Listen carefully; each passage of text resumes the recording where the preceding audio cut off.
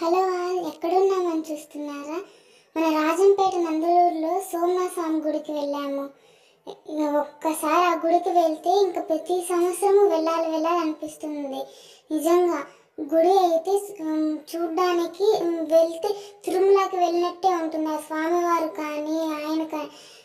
ఈరోజు మా అదృష్టం ఏంటంటే తిరుమల లడ్డు కూడా దొరికింది, అక్కడ అమ్మారు.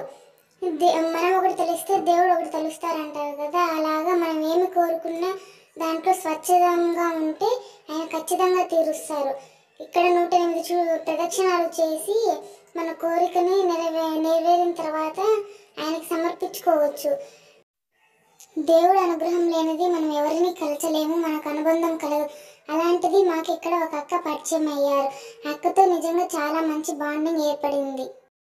మనం ఊరికి ఎవరిని కలుసుకోమంటాం కదా, అలా అనిపించేసింది ఒక క్షణం పాటు.